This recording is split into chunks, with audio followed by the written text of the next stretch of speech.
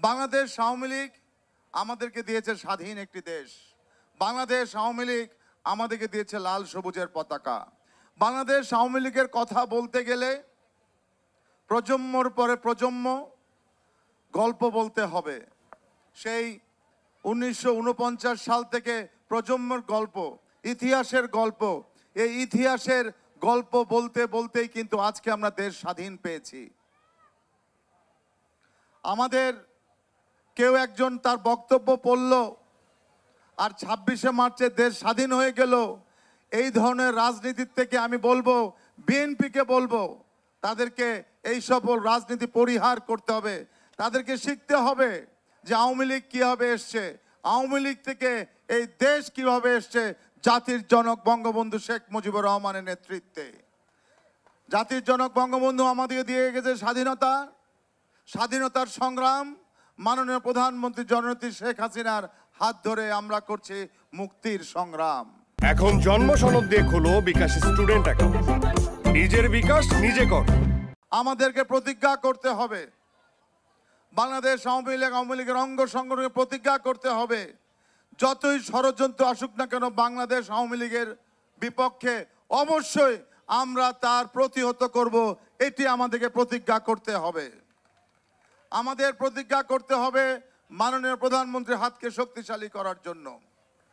বাংলাদেশ আওয়ামী লীগ এবং বাংলাদেশ আওয়ামী লীগের সাথে যারা আমরা জড়িত, আমাদেরকে সেই ধরনের আদর্শবান হতে হবে যেটি আমরা শিক্ষা পেয়েছি জাতির জনক বঙ্গবন্ধু শেখ মুজিবুর রহমানের পক্ষ থেকে। এই শহরটা আমাদের, এই দেশটি আমাদের। আজকে দেখা যাচ্ছে খাল আমার আমার আমার, বিভিন্ন ধরনের খেলার মাঠ আমার আমার আমার। কেউ আমরা চিন্তা করি না আমাদের আমাদের আমাদের। আসুন আমরা সবাই যেখানে মাঠ দখল করবে, খাল দখল করবে, আমরা একসাথে তাদের বিরুদ্ধে রুখে দাঁড়াবো। এই হোক আজকে এই জন্মদিনে আমাদের সকলের প্রতিজ্ঞা।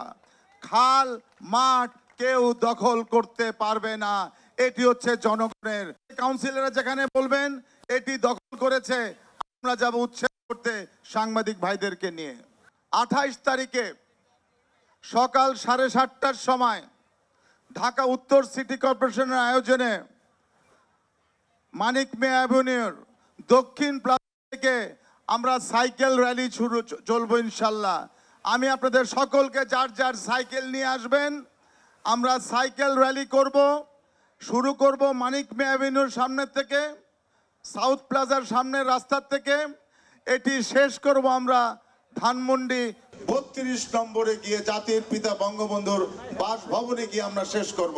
এখনই বৃষ্টি আবার রৌদ্র, এডিস মশা। তাই আপনারা কোনো জায়গায় কোনো ধরনের পরিষ্কার পানি যেন জমতে না পারে, এই জন্য আমি আপনাদেরকে বিশেষভাবে অনুরোধ করছি। ছাদের উপরে, বাসায়, ফুলের টবে, চৌবাচ্চায়, বালতিতে ছাদ ঢালাই হয়েছে, কোথাও যেন পানি জমতে না দেন। তাই আমার সাথে সবাই স্লোগান দেন, 3 দিনে 1 দিন জমা পানি ফেলে দিন।